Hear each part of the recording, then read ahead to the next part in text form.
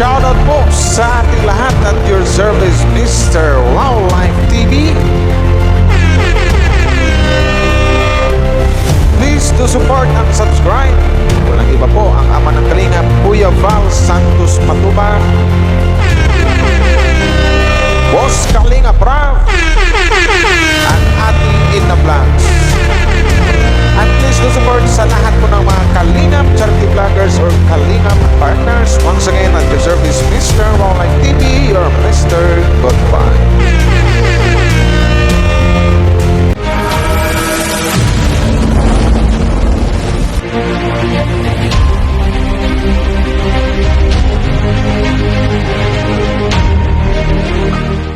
La la la la la la.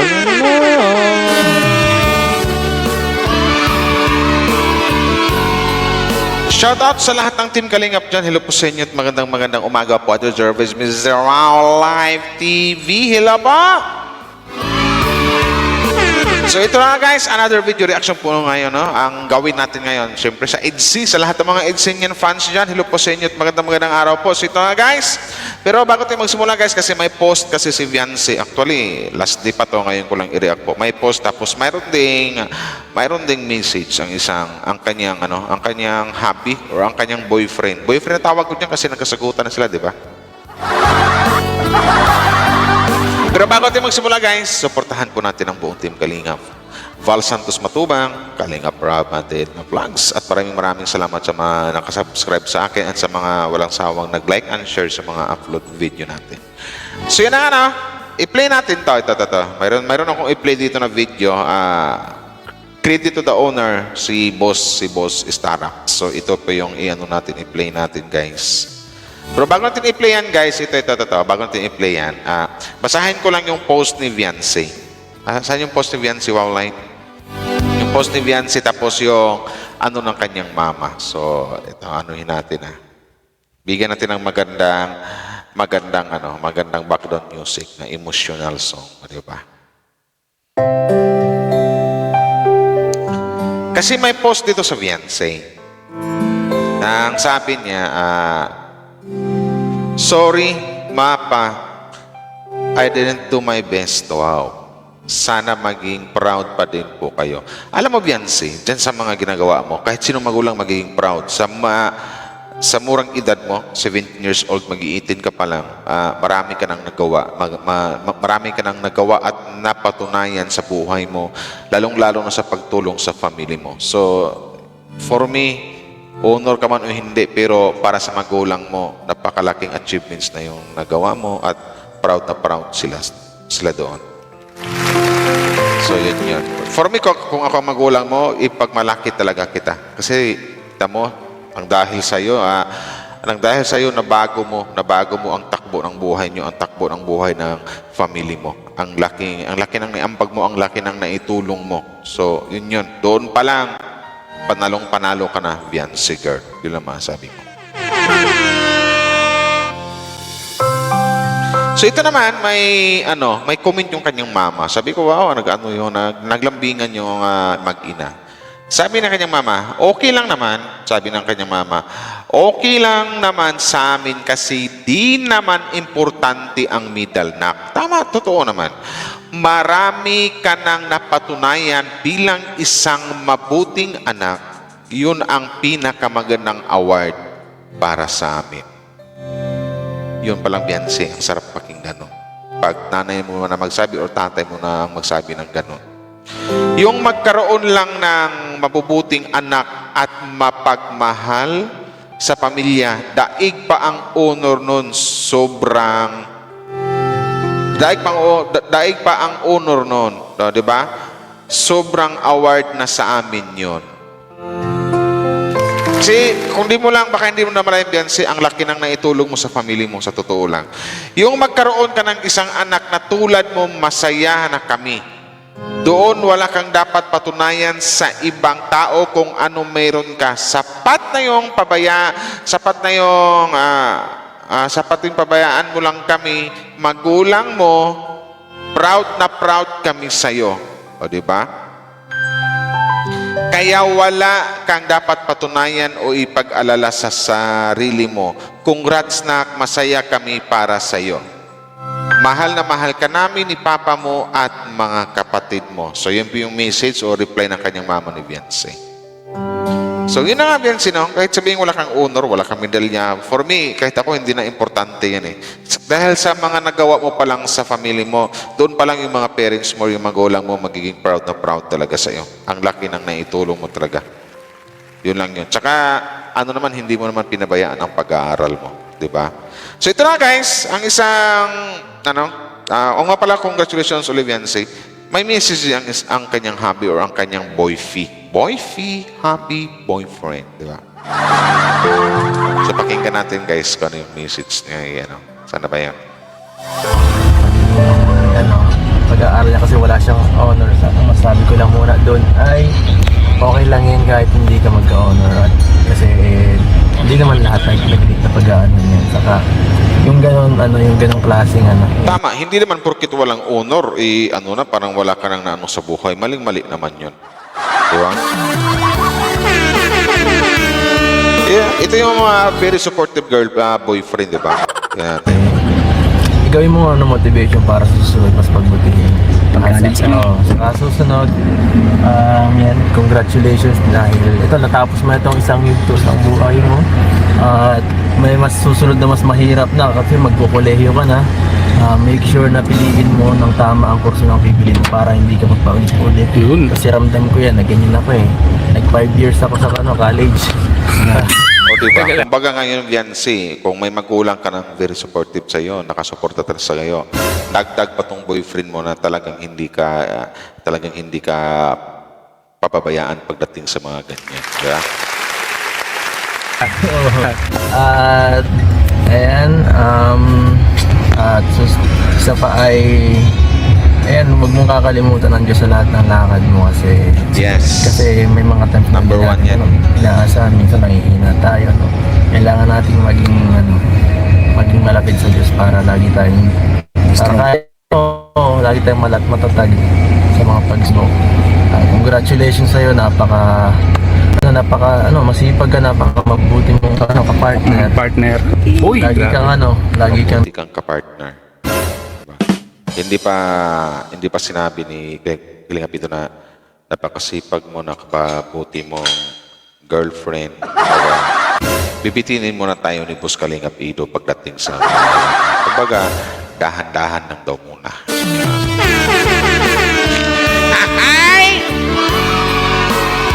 Sana yan? Nandyan sa pag hindi ka mahirap pagsamahan. Pag wow! Ikaw na ang bubuhay sa pamilya mo halos. Kasi ikaw ang breadwinner. Doon pa lang, Beyonce. Talagang marami nang sasaludo sa'yo. Breadwinner ka, di ba? Ikaw ang nag-ahot sa pamilya mo. Pamilya mo. At ayan, yun pa lang, kahit wala kang award, nakakabilib ka na. Di ba? Believe na believe yung boyfriend. Diba? Yun yan. Thank you. Wow! Alam ka palagi. Mataling haga ang sinabi niya. Yan. Grabe yung sinabi niya. Talagang tatatak sa... Mamaya meron ako sa yung gift. Ay, lang, hindi pala gift. Ano lang yun, pang... Yun eh.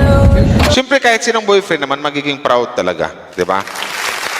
Kahit sinong ido, magiging proud talaga sa kanyang girlfriend na si Beyonce.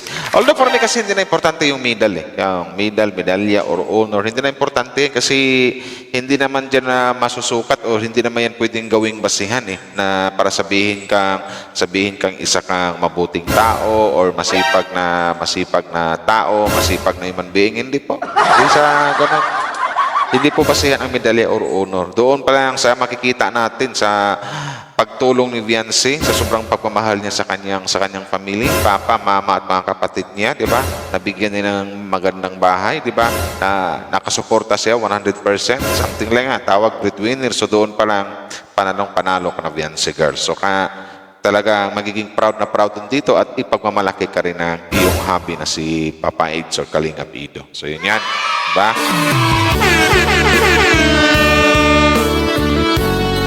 Yun yan.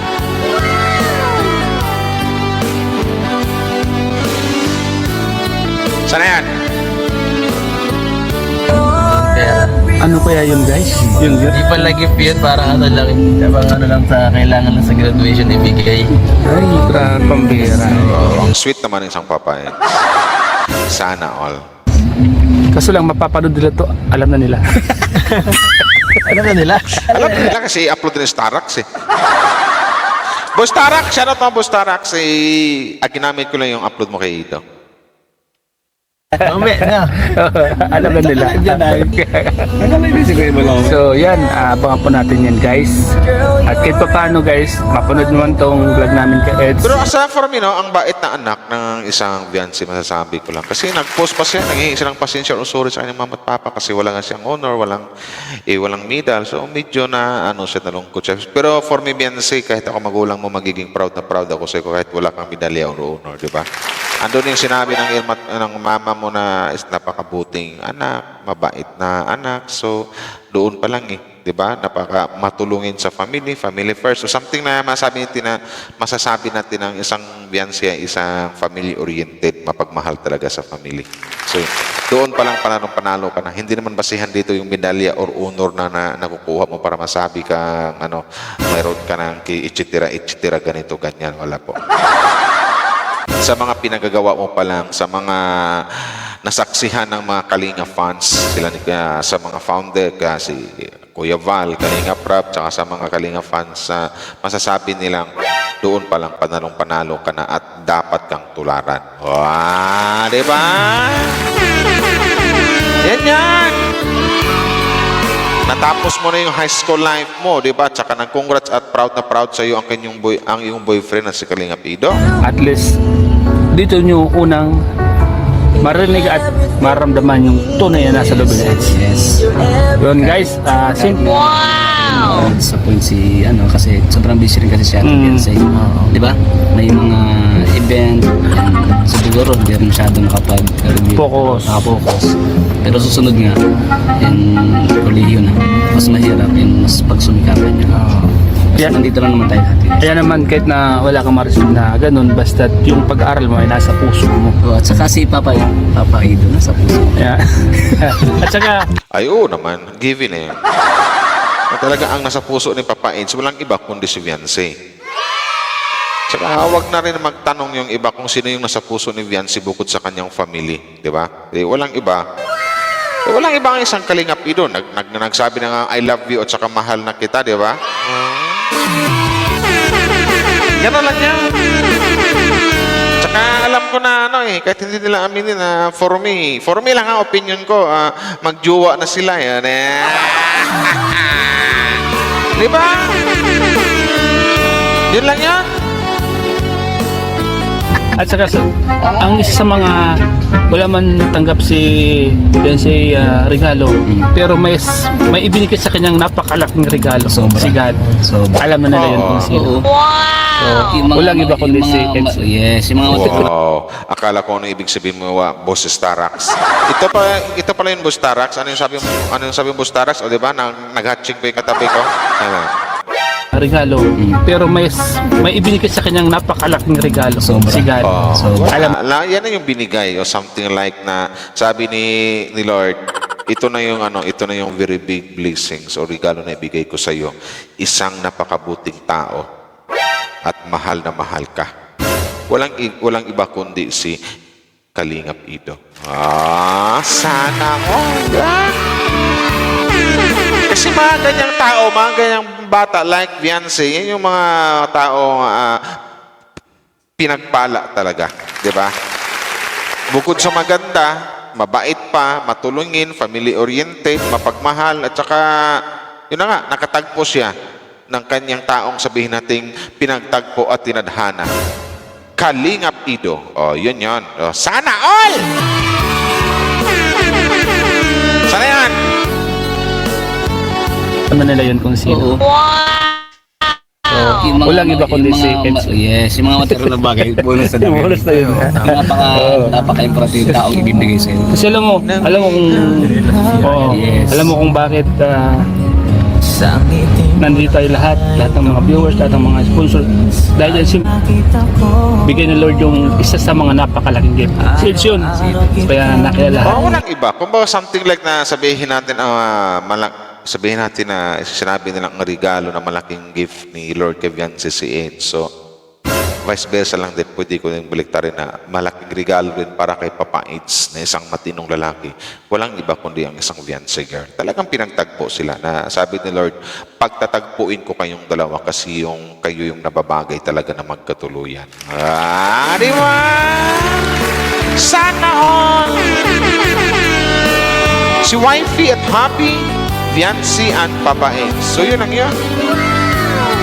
Bagay na bagay eh. Natin. Ang nalaman din sa Toledo at si Boss Kalinga. Oo, tama. Walang Kalinga Prab. Si Kalinga Ido. Ayun ang nagiging tulay, guys. Yun yung nagiging dahilan. Dahilan ng lahat. Yun yung nagiging dahilan kung bakit yumabong or bakit tama yung words na yumabong, umunlad o nakilala ang isang Viancy at kung bakit nagkakilala ang isang Viancy at saka isang Kalingap Ido no other than nang dahil sa Team Kalingap. Yun.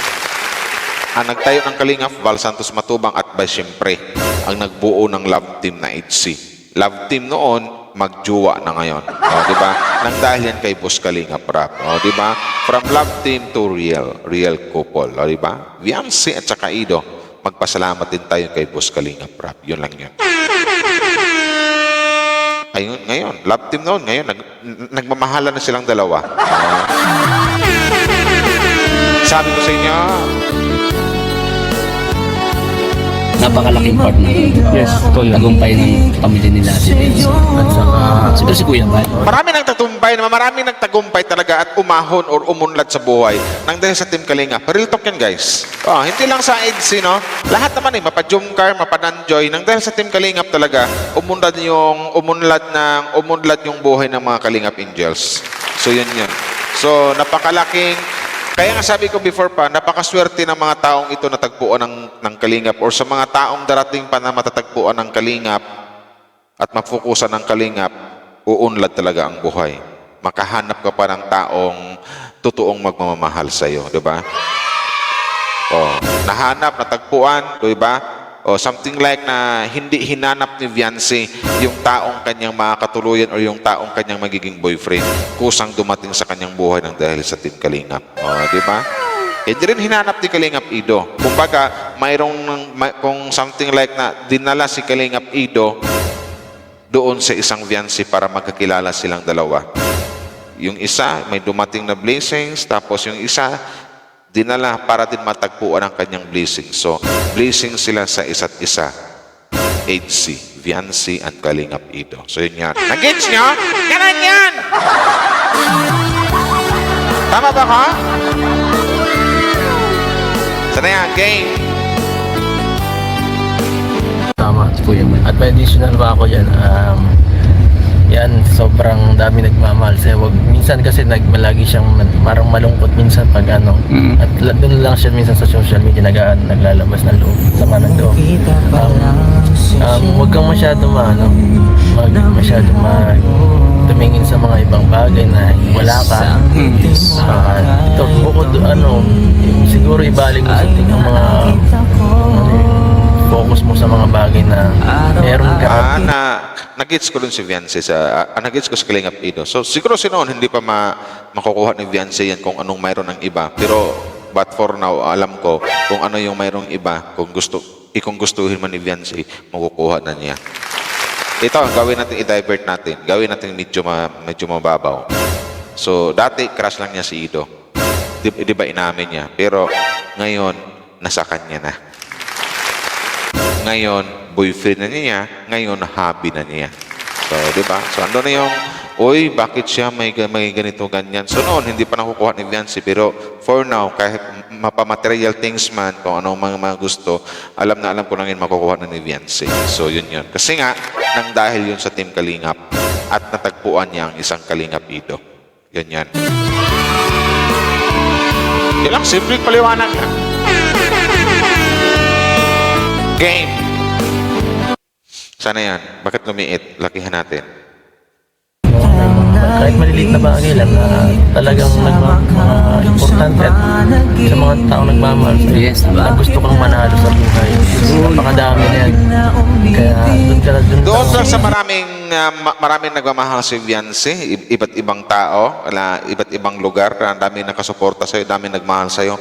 Doon pa lang, yan yung mayroon na wala ang karamihan. Yun yan. Yung maraming nagmamahal sa'yo, maraming tumitingala sa'yo, maraming proud sa'yo, maraming nagsuporta sa'yo, or something like sabihin, maraming kang fans, yan ang mayroon ka na wala sa karamihan, na yun din yung hinahangad ng karamihan na wow, sana all na lang. Yung something like na mapasana all na yung iba, wow, sana all, ang daming nagmamahal sa kanya. Di ba? Yun yan. Sige. Nice. It's Israel.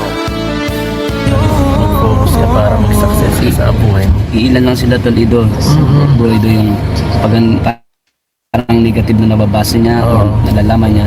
Iilan lang sila. About naman sa mga negatibong nababasa mo, Viancy, huwag mo nang pansinin, walang rason o walang basihan para pansinin mo sila.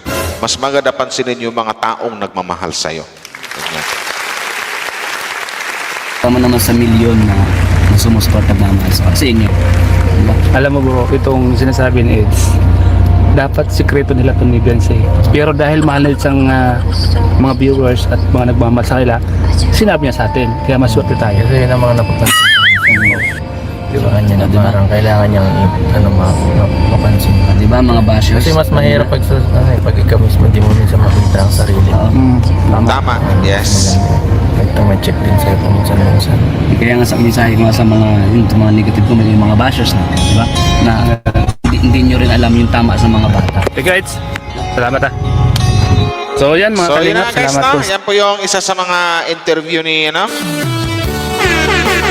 po si Starax kay isang papaid. Tsaka yun na nga, Viancy, shoutout sa Viancy. So yun na nga, huwag ka mag-sorry tsaka kasi naintindihan ko, nag-itch ka rin kung bakit nakapag-post ka ng ganon. Siguro, mas gusto mo yung may medal ka na para maaring i-surprise mo sa parents mo. Pero hindi, for me, kung ako parents mo, hindi na kailangan. Kasi sa mga na-achieve mo pa lang ngayon sa buhay mo, sa mga nagawa mo pa lang sa family mo, doon pa lang, napakalaking achievements yun, sobra pa yun sa medalya or sobra pa rin yun, sobra pa sa honor ng mga medal na natatanggap ng iba. Yun yan. Kahit ako magulang mo, magiging proud na proud talaga ako sa'yo. At lalong-lalo na yung boyfriend mo na si Kalingap Ido na sobrang proud na proud sa'yo na handang-handa kang suportahan at hindi ka iiwan.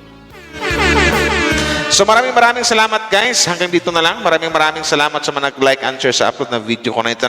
Shoutout sa lahat ng mga Edsinyan sa mga Team Kalingap. Thank you very much. Wow Live TV. Bye-bye!